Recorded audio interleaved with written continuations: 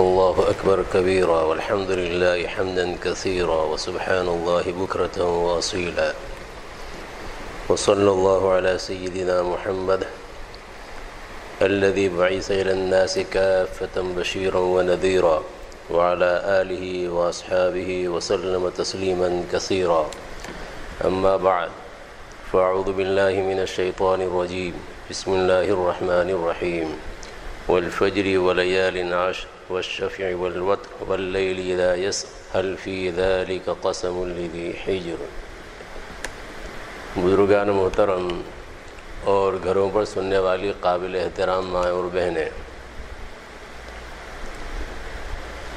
حضرات صحابہ کرام رضوان اللہ علیہم اجمعین کی مبارکباد آپس میں ایک دوسرے کو تقبل اللہ منا و منکم سے میں اپنے کلام کا آغاز کر رہا ہوں اور مبارکباد دیتا ہوں۔ اللہ تبارک و تعالی ہماری زندگی میں بار بار یہ دن مسرت کی اور خوشی کی دکھائے، نہ صرف ہمیں بلکہ پورے عالم اسلام کو ہر طرح خیر کے ساتھ، عافیت کے ساتھ، اور جو بلائیں ہیں ان بلاؤں کو اور آزمائشوں کو دور کر کے، اس لیے کہ ہم آزمائش اللہ تبارک و تعالیٰ کی طرف سے آنے والی، ایک تو یہ کہ زید نے مارا، بکر نے مارا، اور یہ مارنا یہ انسان کا وہ سہل ہے، آسان ہے، لیکن رب تبارک و تعالیٰ کی طرف سے جو مار پڑتی ہے اور رب تبارک و تعالیٰ کی طرف سے جو آزمائش آتی ہے وہ انتہائی سنگین ہوتی ہے، اور اس کا مقابلہ کوئی نہیں کر سکتا۔ کسی میں سہار نہیں، کسی میں تحمل اور کسی میں برداشت کی قوت نہیں ہے۔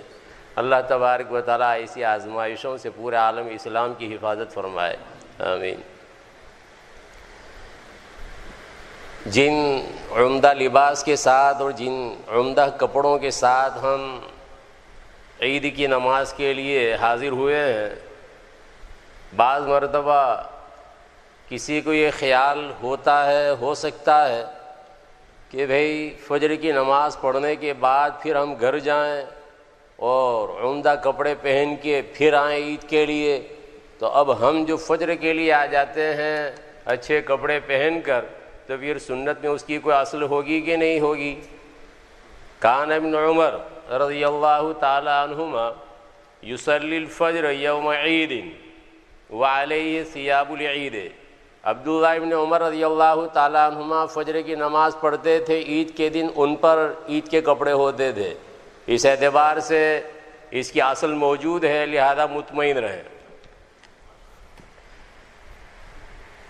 جو بات مجھے ذکر کرنی ہے، آیات قرآنیہ کو یوں سمجھیے کہ میں نے تبرکاً پڑھا ہے۔ یہ ذکر کرنا ہے کہ رب تبارک و تعالیٰ نے ہمیں جو احکام دیے ہیں ان احکام کے پس پردہ اور ان احکام کے پیچھے رب تبارک و تعالیٰ کی مصلحت کیا ہے، حکمت کیا ہے، رب تبارک و تعالیٰ زیادہ سمجھتے ہیں، اور رب تبارک و تعالیٰ نے ان تمام حکمتوں کو کھولا بھی نہیں ہے، بیان بھی نہیں کیا ہے۔ بعض مواقع میں رب تبارک و تعالیٰ نے اشارے فرما دیے ہیں، اور جن آیات قرآنیہ کا میں نے سہارا لیا ہے، میں اشارہ کر چکا ہوں جمعہ میں اس بات کی طرف کہ رب تبارک و تعالیٰ نے یہ جو لیالی عشر کا ذکر کیا، 10 راتوں کا ذکر کیا، ان 10 راتوں کے اعتبار سے اگر دیکھا جائے تو شروع اور آخر کو لے کر رب تبارک و تعالیٰ نے اشارہ اس بات کی طرف فرمایا ہے، خصوصی طور پر 2 عبادتوں کی طرف، نماز کی طرف اور دوسرے حج کی طرف۔ اب یہ کہ ان 2 عبادتوں کی طرف اشارے سے اور آگے جو مضمون آ رہا ہے اس مضمون سے آپس میں مناسبت یا جوڑ کی کیا شکل ہوگی؟ رب تبارک و تعالیٰ نے اپنے کلام مجید میں جو باتیں ارشاد فرمائی ہے انتہائی مربوط اور انتہائی آپس میں جڑی ہوئی ہے۔ کچھ چیزیں ایسی ہے کہ انسان اس کا ادراک نہیں کرتا، یا تو اپنی کم عقلی کی وجہ سے، بیوقوفی کی وجہ سے، یا غور نہیں کرتا، تو قلت تدبر کے نتیجے میں، یا ہمارے اذہان، ہمارے افہام دوسری طرف متوجہ ہے، اس لیے جو حقائق ہے ان حقائق کی طرف ہماری توجہ نہیں ہو پاتی۔ لیکن ایک وقت وہ آنے والا ہے کہ اس موقع پر ہر ایک کو رب تبارک و تعالیٰ کی آیات، رب تبارک و تعالیٰ کی نشانیوں کو، رب تبارک و تعالیٰ کی بیان کردہ چیزوں کو ماننا پڑے گا، لیکن وہ ماننا اللہ کی یہاں قابل قبول نہیں ہوگا۔ وَإِذَا وَقَعَ الْقَوْلُ عَلَيْهِمْ وَأَخْرَجْنَا لَهُمْ دَابَّةً مِّنَ الْأَرْضِ تُكَلِّمُهُمْ ان الناس كانوا بآیاتنا لا یوقنون۔ عجیب و غریب بات ہے، مجھے صرف یہ ذکر کرنا تھا، لیکن پھر میں دوسرے مضمون کی طرف جا رہا ہوں۔ یہ ذکر کرنا تھا کہ قیامت سے پہلے پہلے جس وقت آفتاب مغرب کی جانب سے طلوع ہوگا، دابۃ الارض نکلے گا اور ایک جانور زمین سے نکل کر لوگوں سے باتیں کرے گا۔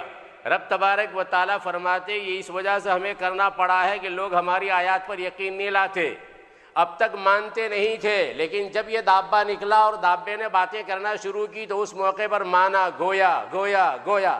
رب تبارک و تعالیٰ اشارہ کرنا چاہتے ہیں کہ یہ انعام ہے، انعام کی طرح ہے، اولئک کالانعام، جو ماننے والے نہیں ہیں وہ انعام کی طرح ہے، چوپایوں کی طرح ہے، اور چوپایوں کی زبان سمجھتے ہیں۔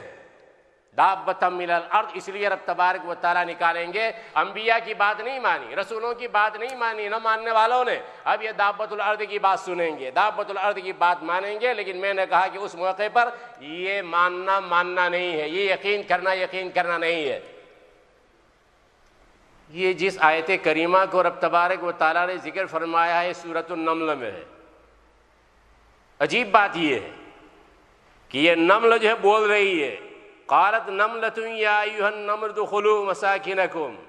حضرت سلیمان علیہ السلام کے زمانے کا قصہ، تو چیونٹی جو ہے بول رہی ہے، اور اسی میں یہ دابۃ الارض کا ذکر کیا جو بولنے والا ہے۔ اس لیے کہ جیسے جیسے زمانہ بڑھے گا اکتشافات نئے سے نئے ہوں گے، اور اس طرح اسلام کے حقائق لوگوں کے سامنے آئیں گے۔ جو نباتات ہیں، جو یہ درخت اور پیڑ ہیں، ان کا حال بھی ایسا ہے کہ اگر تم اس میں غور کرو تو اس میں بھی حقائق ہے۔ یہ جانور کا مسئلہ دوسرے نمبر پر آتا ہے۔ اولاً تو یہ چیزیں جن کے بارے میں ہم یہ سوچ رہے ہیں، ہم یہ خیال کر رہے ہیں ان میں حیات نہیں ہے، یا حیوان کی جیسی حیات ہے ویسی حیات نہیں ہے۔ لیکن حال کیا ہے کہ یہ جو درخت کا تنا ہے، اس درخت کے تنے کو اگر کاٹا جائے، اب یہاں تو نیچرلی زندگی کم ہوتی ہے، ادھر نیچرلی زندگی زیادہ، اور دیہات کی زندگی عام متن وہ نیچرلی ہوتی ہے۔ اس میں اگر کاٹا گیا تو اس میں دائرہ بنا ہوا ہوتا ہے، وہ جو تنا ہوتا ہے، تنے کو وہ کاٹا گیا تو اس میں دائرے بنے ہوئے ہوتے ہیں، ان دائروں سے اس کی عمر کی طرف اشارہ ہوتا ہے۔ اب یہ تو ایک عرصے کے بعد لوگ سمجھ رہے ہیں کہ اچھا ان دائروں میں اشارہ ہوتا ہے کہ یہ درخت کتنی عمر کا ہے، کتنے سال کا ہے۔ صرف اتنا نہیں، یہ جو دائرے ہیں، یہ دائرے ہر مرتبہ یکساں نہیں چلتے ہیں، بعض مرتبہ یہ دائرہ ٹوٹ جاتا ہے۔ اشارہ اس بات کی طرف ہوتا ہے کہ اس درخت کے اوپر حادثہ آیا، اس درخت کو جلایا گیا ہے، وہ دائرے پر اس کا ایفیکٹ پڑتا ہے، دائرے کے اوپر اس کا اثر پڑتا ہے۔ اچھا، یہ دائرہ جو ہے، یہ کئی ایک دائرے ہیں۔ اب یہ جو دائرے ہیں تو یہ دائرے ایک سائز کے نہیں ہوتے ہیں، بعض مرتبہ یہ دائرہ یہاں ہے، یعنی یہ جو ہماری صفحے ہیں تو صفوں کا جیسے انداز ہے تو اس انداز سے نہیں، ایک دائرہ دوسرے دائرے سے زیادہ کشادگی والا ہے، اور بعض جو وہ تنگ ہے، اس میں اشارہ اس بات کی طرف ہے کہ یہ فلاں سال میں بارش زیادہ ہوئی تھی، اس کے نتیجے میں درخت زیادہ پھلا تھا، پھولا تھا۔ اب یہ کہ اس سے اندازہ ہو رہا ہے۔ اب یہ دیکھیے، یعنی یہ درختوں میں اور نباتات میں اگر غور کرے انسان تو ایسی چیزوں کا انکشاف ہو رہا ہے، تو حیوان میں اور جانوروں میں کیوں نہیں؟ چنانچہ پہلے زمانے میں ناقابل تصور ہوگا کہ اس طریقے سے نملہ اور چیونٹی بھی بات کرتی ہے، نہ ماننے والوں نے نہیں مانا ہوگا۔ اور آج کا زمانہ ایسا ہے کہ اس میں 4 سے 5 چیزوں کے بارے میں اعتراف کیا ہے۔ چیونٹی کے باب میں وہ جو کلام کرتی ہے، کلام کو مان لیا، چیونٹی جو بات کرتی ہے اس بات کو تسلیم کر لیا کہ چیونٹی بات کرتی ہے۔ کیا بات کرتی ہے ابھی اس کو سمجھ نہیں پائے ہیں، البتہ چار کم از کم میں بول رہا ہوں، 4 چیزیں جو ہے وہ انہوں نے سمجھ لی ہے کہ ہاں یہ کہنا چاہتی ہے، چیونٹی یہ کہنا چاہتی ہے۔ مثلا کوشن، کہ وہ تنبیہ کرنا چاہتی ہے، اپنے ساتھیوں کو تحذیر کرنا چاہتی ہے، ڈرانا چاہتی ہے اور آگاہ کرنا چاہتی ہے، تو یہ اشارے انہوں نے سمجھ لیے ہیں سائنسدانوں نے۔ اور زمانہ آئے گا تو پھر اس کے بعد جو اصل حقیقت ہے وہ کیا بول رہی ہے، وہ پوری کی پوری بات جو نوٹ کر لی جائے گی۔ اور جب یہ عالم یہاں تک اکتشافات کا اور تحقیقات کا پہنچے گا، اور پھر اس کے بعد دابۃ الارض اگر نکل رہا ہے تو اس کی بات میں کسی قسم کا کوئی اشکال نہیں ہوگا، آہستہ آہستہ سمجھ جائیں گے۔ تو بہرحال یہ جس آیت کریمہ کا ابھی میں نے ذکر کیا، وَإِذَا وَقَالَ قول کا، دابۃ الارض کے نکلنے کا، وہ سورہ نمل میں رب تبارک و تعالیٰ نے رکھا ہے، اور سورہ نمل میں رکھ کر اشارہ کیا کہ یہ نملہ بھی بول رہی ہے، دابۃ الارض بھی بولے گا۔ اور صرف اتنا نہیں، رب تبارک و تعالیٰ نے سورہ نمل میں آغاز کیا طاسین تلک آیات القرآن و کتاب مبین، آیات۔ اب عجیب و غریب بات ہے، موسیٰ علیہ السلام کا ذکر کیا، ان کے معجزات کا ذکر کیا، سورہ اعراف میں بھی اس کا ذکر ہوا ہے، طوفان کا، جراد کا، قنبل کا، ضفادع کا، تو ان کا ذکر ہوا ہے، ان آیات کا، ان بینات کا اور ان دلائل کا۔ لیکن صرف سورہ نمل میں یہ ذکر کیا گیا کہ آپ کو حضرت موسیٰ علیہ السلام کو جو ید بیضا دیا گیا تھا، فی 9 آیات الی فرعون، فی 9 آیات، 9 نشانیاں، اور سورہ نمل میں شروع سے لے کر آخر تک تم جاؤ گے تو آیات آیات آیات، وہ آیات شروع میں آئی ہے طاسین تلک آیات، وہاں آیات آیا ہے، آخر میں اختتام ہو رہا وقل الحمدللہ۔ اب اس کے بعد پھر آئے گا ہم دکھائیں گے اپنی آیات کو، 9 دفعہ آیات آیات آیات آیا ہے، فی 9 آیات الی فرعون وقومہ۔ عجیب و غریب انداز ہے رب تبارک و تعالیٰ کے کلام کا۔ طاسین اس سے آغاز ہوا ہے، تا سورہ نمل میں، یہ سورہ نمل کا نمبر یہ 27 ہے، 27، اور تا 27 دفعہ آیا ہے سورہ نمل میں۔ سین آیات اس کی 93، سورہ نمل کی آیات 93، اور سین جو آیا ہے سورہ نمل میں 93 دفعہ۔ رب تبارک و تعالیٰ کا عجیب و غریب کلام ہے۔ بہرحال میں یہ ذکر کر رہا تھا کہ سورہ فجر میں رب تبارک و تعالیٰ نے 2 عبادات کو لا کر اشارہ اس بات کی طرف کیا ہے کہ جو انسان ہے، انسان کا نفس ماننے کے لیے تیار نہیں ہوتا، اور یہ جو انسان کا نفس ہے اصل میں وہ سہارا لیتا ہے 2 چیزوں کا، ایک عقل کا سہارا لیتا ہے اور دوسرا سہارا لیتا ہے تو وہ طبیعت کا سہارا لیتا ہے، اور اس بنیاد پر یہ دونوں چیزیں جو ہے وہ آڑے آ جاتی ہے عمل کے لیے، کسی کام کو کرنے کے لیے، کسی بات کو ماننے کے لیے۔ رکاوٹ جو ہے یہ 2 چیزیں، عقل ہے کہ عقل رکاوٹ کس طریقے سے ہو سکتی ہے؟ ہاں، حکماء کو، فلاسفہ کو جس چیز نے رب تبارک و تعالیٰ کی بات ماننے سے روکا ہے یہ یہی چیز ہے، عقل۔ وہ سمجھ رہے ہیں ہم بہت عقل مند ہے، بہت عقل مند ہے، تو وہ عقل کی بہتات، عقل بہت زیادہ ہے، اس اعتبار سے وہ کہہ رہے ہیں اپنے اخلاق کو درست کر لیا انہوں نے، لیکن عقل کے نتیجے میں انہوں نے نہیں مانا۔ نحن قوم حذبنا قد حذبنا انفسنا، لہذا فلا حاجت، کوئی حاجت نہیں ہے ہمیں الی من یہذبنا، جو ہماری تہذیب کرے۔ یہ حکما کہہ رہے ہیں، یہ اطباء، ارے بڑے جو لوگ ہیں فلاسفہ قسم کے لوگ، وہ کہہ رہے ہیں کہ یہ کیا ہے؟ وہ عقل ہے۔ عقل ان کی یہ کہہ رہی ہے کہ قرآن مجید اللہ کا کلام کہہ رہا ہو نہیں سکتا، ہم نہیں مانتے، نعوذ باللہ۔ کیوں؟ اس وجہ سے کہ اس میں مکھی کا ذکر آیا، مچھر کا ذکر آیا، مکھی مچھر کا ذکر آیا ہو، اللہ اتنے جلیل الشان اور اللہ اتنے جلیل القدر، اور بات کریں تو مکھی کی بات کریں اور فلاں کی بات کریں۔ ارے مکھی کی بات کریں، یہ دیکھنا ہے کہ مکھی کا ذکر کس لیے آیا ہے، جس کی مثال دی جا رہی ہے، جس کے لیے مثال دی جا رہی ہے، اس کے لیے مثلا یہ کہ جن کی تم پرستش کرتے ہو، جن کو تم پوجتے ہو، ان کا حال کیا ہے کہ وَإِن يَسْلُبْهُمُ الذُّبَابُ شَيْئًا لَا يَسْتَنْقِذُهُ مِنْهُ، اگر مکھی ان سے کوئی چیز لے لے، جو چڑھاوا ان کے سامنے چڑھایا گیا ہے، اگر اس میں سے کچھ لے لے، ذرہ برابر وہ اسے چھین نہیں سکتے، لے نہیں سکتے۔ اور یہ بھی عجیب و غریب بات، رب تبارک و تعالیٰ نے مکھی کے بارے میں یہ ذکر کیا ہے۔ ویسے تو کئی ایک نکتے نکل سکتے ہیں، صاف صریح بات یہ ہے، رب تبارک و تعالیٰ نے یہاں ذباب کا ذکر کیا، اور ذباب میں پھر یہ فرمایا کہ اگر کوئی چیز وہ چھین لے اور لے لے، خالی مکھی کا ذکر آیا ہے وہاں۔ کیوں؟ وہ اس لیے کہ اگر کسی اور کا ذکر ہوتا تو اوروں کا انداز الگ ہے۔ اوروں کا انداز کیا ہے؟ اوروں کا انداز یہ ہے کہ انہوں نے کھایا، اور کھانے کے بعد کچھ وقت کے لیے معدے میں وہ چیز رہتی ہے۔ مثلا انسان ہے تو انسان کا حال بھی ایسے ہے، ہو سکتا ہے چڑھایا ہو، کوئی انسان بھی کھا کے لے گیا اور لے کے چلا گیا، کھا گیا، یہ بھی ہو سکتا ہے، لیکن وہاں حال یہ ہے کہ اس کے پیٹ میں کچھ رہتا ہے، کچھ وقت تک کے لیے رہتا ہے۔ تو اب اگر مان لو زبردستی کرنا ہو تو زبردستی کر کے نکلوا سکتے ہیں، پیٹ میں سے بھی نکلوا سکتے ہیں، نکالنے والوں نے نکالا ہے کہ بھئی یہ شبے والا تھا لہذا نکالا، صدیق اکبر رضی اللہ تعالیٰ عنہ وغیرہ نے، حضرت عمر رضی اللہ تعالیٰ عنہ نے۔ حافظ ابن حجر اسقلانی رحمۃ اللہ علیہ نے، حجت الاسلام مولانا قاسم نانوتوی رحمۃ اللہ علیہ نے، تو نکالنے والوں نے نکالا. لیکن یہ مکھی ایک ایسی چیز ہے اور مکھی ایک ایسا حیوان ہے کہ مکھی کا انداز یہ ہے کہ جس طریقے سے ہوور ایک کمپنی کا نام ہے، لیکن عامتاً وہ ہوور جو ہے وہ چل پڑا ہے کہ ہوور کرتے ہیں. تو یہ جو واکیوم ہے، یہ واکیوم کا جو انداز ہے کہ واکیوم جو ہے وہ اس طریقے سے کھینچ لیتا ہے، جو نیچے چیز ہوتی ہے اس کو کھینچ لیتا ہے واکیوم. ٹھیک اسی طریقے سے مکھی کا حال ہے. مکھی کی جو سونڈ جیسی ہوتی ہے وہ سونڈ وہ پورا جو وہ کھینچ لیتی ہے. کھینچنے کے بعد اس کا انداز یہ ہوتا ہے کہ جہاں پہنچایا فوراً ہضم. اللہ نے اس لیے فرمایا وَإِن يَسْلُبْهُمُ الذُّبَابُ شَيْئًا لَا يَسْتَنقِذُوهُ مِنْهُ، اس میں سے تھوڑا بھی نہیں آپ واپس لا سکتے ہیں، تھوڑا بھی نہیں. کیوں؟ اس کا حال ایسا ہے کہ جیسے ہی لیا فوراً ختم، خلاص. اور جہاں جہاں پہنچانا ہے وہاں پہنچا دیا. یعنی جن چیزوں کی مدد سے اسے کام کرنا ہے پرواز کے لیے، اڑنے وغیرہ کے لیے، وہ سب چیزیں طاقت بن کر وہاں پہنچ جاتی ہے. عجیب و غریب حال ہے.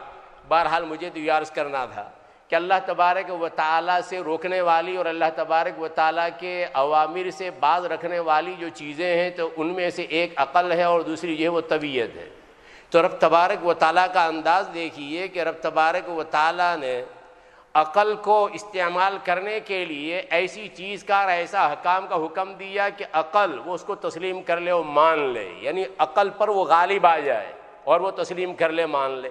کچھ چیزیں ایسی دی ہے، کچھ احکام ایسے دیے ہیں کہ جو طبیعت سے میچ کھانے والے ہیں، طبیعت کے اوپر وہ غالب آ جاتے ہیں. تب اس کے بعد یہ دونوں چیزیں وہ آ گئی اپنے ہاتھ میں. اب اس کے بعد ان کو حکم دیا جائے عقل کو کہ ایسا کرنا ہے، حکم دیا جائے طبیعت کو ایسا کرنا ہے، تو اب آمادہ ہو جائیں گے، اب تیار ہو جائیں گے. یہ تمام جو احکام ان تمام احکام کی طرف تو نہیں، مختصر سا اشارہ، چونکہ میں نے ابھی 2 کا ذکر کیا ہے، نماز کا ذکر کیا اور دوسرا نسک کا ذکر کیا ہے، اس کی مناسبت سے میں ذکر کر رہا ہوں، اس لیے کہ میرے پاس تقریباً 2 منٹ ہے. مختصر اشارہ میں ایک دم اشارہ نہیں، اشارہ در اشارہ. وہ کیا ہے کہ نماز جو ہے یہ عقل کو پکڑنے والی ہے، عقل کو اپنی گرفت میں لینے والی ہے. وہ کس طریقے پر؟ وہ اس لیے کہ عقل تسلیم کرتی ہے، عقل مانتی ہے کہ ہاں جو بڑا ہوتا ہے تو اس کے سامنے ایسا ہونا چاہیے. اس اعتبار سے نماز کے ذریعہ متوجہ کیا ہے کہ تمہیں ایک حاکم کے سامنے کھڑا ہونا ہے. دوسری چیز جو ہے وہ نسک ہے، حج ہے. حج میں کیا ہوتا ہے؟ عقل آزاد رہنا چاہتی ہے، عقل آزاد رہنا چاہتی ہے. اس کے لیے قید وید کہ نہیں، وہ قید وید کو میں پسند نہیں کرتا، تھوڑی بہت مختصر سے اگر کچھ ہو تو ٹھیک ہے، اس کو برداشت کر لیتی ہے عقل. لیکن مکان اور جگہ کی قید کہ نہیں، مکان اور جگہ کی قید مجھے تسلیم نہیں. اللہ جب اللہ ہے تو پھر اللہ کسی مکان میں آ جائے یا اللہ کسی جگہ میں اپنی تجلی کا نزول کرے، آئی کین ایکسیپٹ. تو ایسے موقع پر اب طبیعت کو بنانا پڑے گا، اور طبیعت چاہتی ہے مکان کو اور جگہ کو کہ ہاں ہونا چاہیے، میرے محبوب کا کوئی مکان ہونا چاہیے، یا کوئی مکان ایسا ہونا چاہیے کہ اس مکان کی نسبت میرے محبوب کی طرف ہو. اس لیے اب طبیعت کو آمادہ کیا جا رہا ہے. تمام عبادتوں کا حال ایسے ہے، لیکن میں نے کہا صرف میں نے 2 کا سہارا لیا، اس اعتبار سے میں 2 کا ذکر کر رہا ہوں، نماز کا اور نسک کا. اور نسک میں پھر آخری مرحلہ یہ آتا ہے، وہاں جو کام ہے عقل کے خلاف ہے. حج میں جو کام ہے وہ سب عقل کے خلاف ہے، لیکن طبیعت اس کو تسلیم کرتی ہے، طبیعت مانتی ہے. اس لیے کہ طبیعت پھر عقل کے اوپر غالب آ جاتی ہے، اس کا نہیں مانتی. طبیعت اس کا نہیں مانتی ہے، وہ اس لیے کہ طبیعت سمجھتی ہے کہ نہیں تعلق ہو جاتا ہے تو پھر اس کے بعد سب کچھ ہوتا ہے. تو اللہ کے ساتھ تعلق ہو گیا، لہذا اس مکان کے چکر میں لگاؤں، یہاں حکم دیا وہاں چلا گیا، کنکر مارا، یہ کیا وہ کیا، سب اس کے اعتبار سے، طبیعت کے اعتبار سے سب قابل قبول ہے. جان کا فدیہ دو، جان کا فدیہ دینے کے لیے تیار. لیکن حضرت اسماعیل علیہ السلام کا فدیہ آ گیا دمبے کی شکل میں، اس کے نتیجے میں رب تبارک و تعالیٰ نے جانور کو بدل بنا دیا.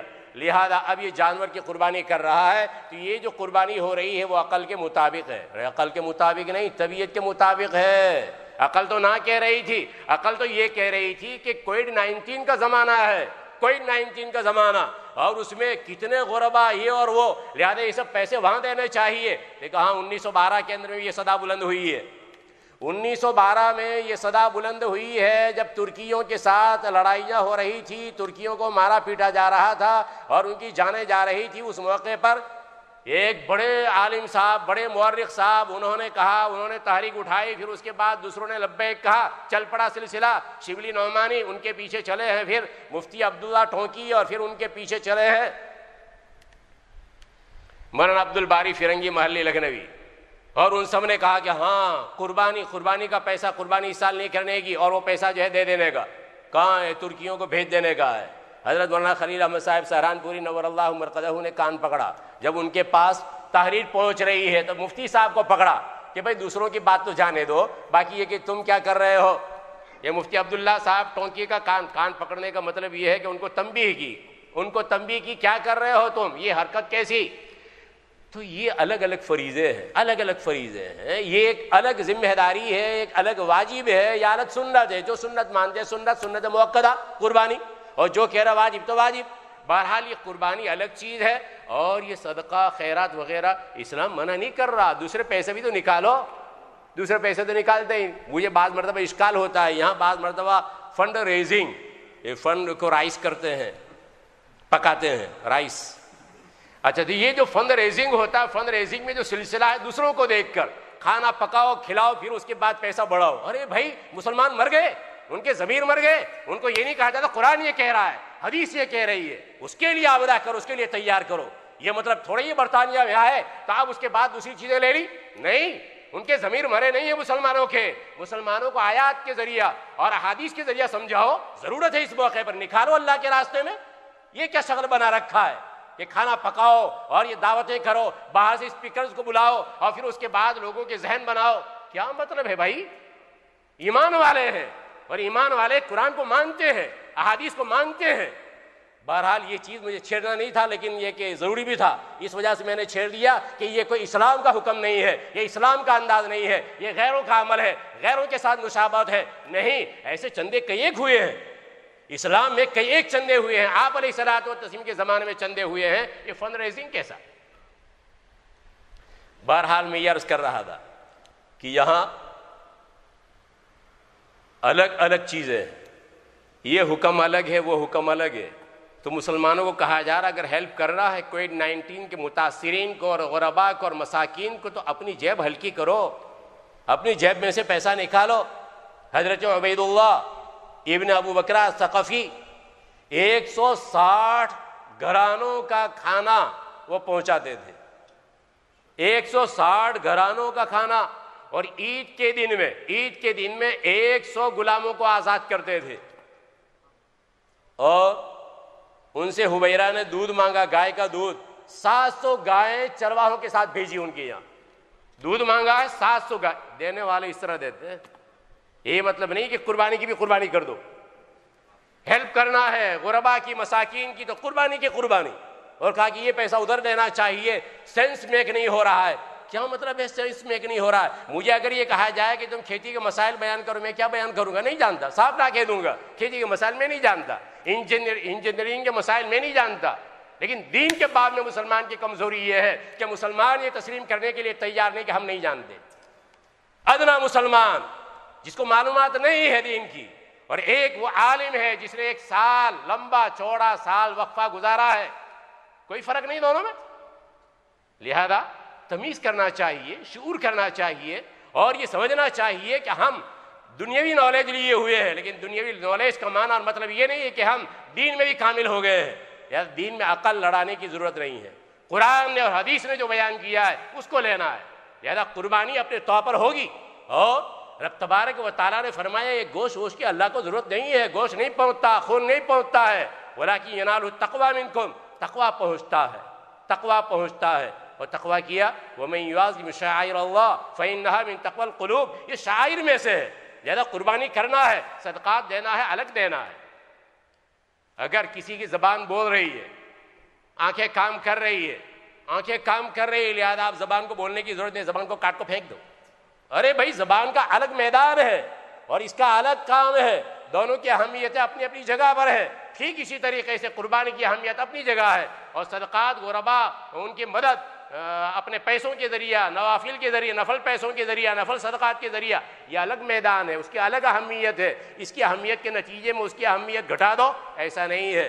لہذا ہر ایک کو اپنے اپنے موقع میں رکھنا چاہیے. رب تبارک و تعالیٰ جو کچھ کہا گیا صحیح معنی میں سمجھنے کی اور قابل عمل چیزوں پر عمل کی توفیق مرحمت فرمائے. آمین. وآخر دعوانا الحمدللہ رب العالمین وصلی اللہ وسلم علی سیدنا محمد.